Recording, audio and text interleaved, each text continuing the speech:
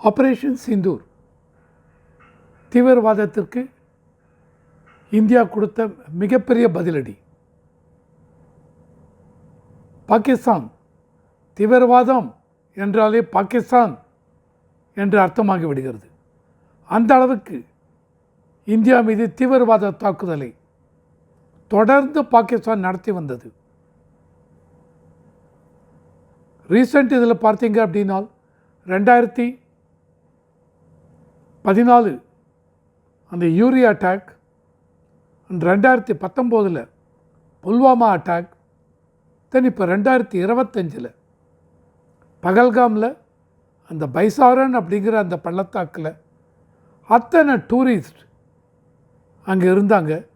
அந்த டூரிஸ்ட் எல்லாரில் ஆண்களை, குறிப்பாக ஆண்களை உங்கள் மதம் என்ன என்று கேட்டு அவர்களை உடையை களையச் சொல்லி என்ன மதத்தைச் சேர்ந்தவர்கள் என்று புரிந்து கொண்டு ஆண்களை சுட்டு கொன்றார்கள்.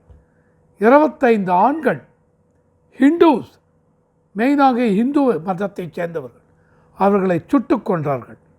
சுட்டு கொன்று விட்டு அந்த மனைவி அவர்களிடம் சென்று சொன்னார்கள், மோடியிடம் போய் சொல்லுங்கள் அப்படின்று. அந்த அளவுக்கு ஒரு வெறி, இனவெறி, மதவெறி. அந்த தீவிரவாதம் பாகிஸ்தானிலிருந்து அந்த அரசாங்கத்துடைய ஸ்பான்சர்ஷிப், பேட்ரோனேஜ், அதை வைத்து நடந்த ஒரு தாக்குதல். அந்த தாக்குதலுக்கு ஏப்ரல் 22 நடந்த தாக்குதலுக்கு பொறுமையாக எடுத்தோம் கவுத்தோம் என்று முடிவெடுக்காமல் மே 7 அன்று இந்திய படைகள்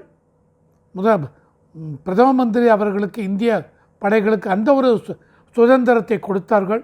அந்த இந்திய படைகள் துல்லியமாக 9 இடங்கள் பாகிஸ்தான் நாட்டுக்குள்ளே 30 கிலோமீட்டர் 100 கிலோமீட்டர் உள்ளே போய் தாக்கக்கூடிய மிசைல்ஸை வைத்து துல்லியமாக 9 தீவிரவாதவாதிகள் இருக்கிற இடங்களை தாக்கி அழித்தார்கள்.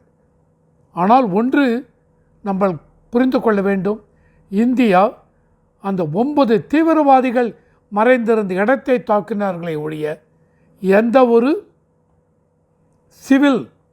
சிவிலியன்ஸையும், ஹைஸ்கூல், ஹாஸ்பிட்டல், இந்த மாதிரி எதையும் தாக்கி சேதப்படுத்தவில்லை. அதுதான் இந்தியாவுடைய கிரேட்னஸ். எந்த அளவுக்கு இந்தியா மதிப்பு கொடுக்கிறது, மற்ற கண்ட்ரியோடைய சவரன்டிஸ்க்கு மதிப்பு கொடுக்கறதுங்கிறது இதுதான். ஆனால் மே 8 9 பாகிஸ்தான் 15 நகரங்களில் இந்தியாவை ட்ரோன்ஸ் மூலம் தாக்குவதற்கு முற்பட்டார்கள். அந்த அத்தனை ட்ரோன்ஸுகளையும் இந்தியா தடுத்து நிறுத்தி பாகிஸ்தானுடைய 7-8 ஏர்பேஸஸை அடித்து நொறுக்கினார்கள். ஆரம்பத்தில் மே 7 இந்தியா தீவிரவாதிகள் தங்கியிருந்த இடத்தை மட்டும்தான் அடித்து நொறுக்கினார்கள். ஆனால் பாகிஸ்தான் இந்திய நகரங்களை தாக்க முற்பட்டதற்கு பின் இந்தியா பாகிஸ்தான் மீது அவங்களுடைய ஏர்பேஸஸ் எல்லாம் அடித்து நொறுக்கினார்கள். அந்த அளவுக்கு துவம்சம் பண்ணார்கள், மரண அடி கொடுத்தார்கள் பாகிஸ்தானுக்கு. இந்தியாவுடைய பலத்தை புரிந்து கொண்ட பாகிஸ்தான் அமெரிக்காவை போய் முறையிட்டது. அமெரிக்காவின் சொன்னார்கள், மத்தியஸ்தம் செய்தார்கள். ஆனால் அமெரிக்கா செய்ததனால் இந்தியா ஏற்றுக்கொள்ளவில்லை.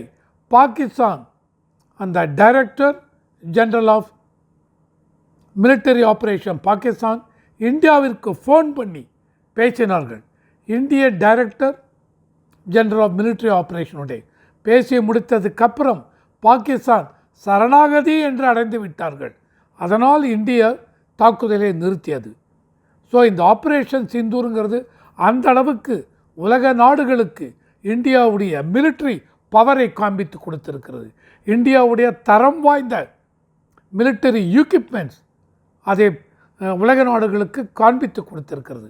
எந்த அளவுக்கு இந்தியா இன்றைக்கு உலக பொருளாதாரத்தில் 4வது இடத்தில் இருக்கிறதோ அந்த அளவுக்கு இன்று சூப்பர் மிலிட்டரி பவர் என்று இந்தியா தன்னை நிரூபித்து கொண்டு விட்டது இந்த ஆப்ரேஷன் சிந்தூர் மூலம். ஜெய் ஹிந்த்.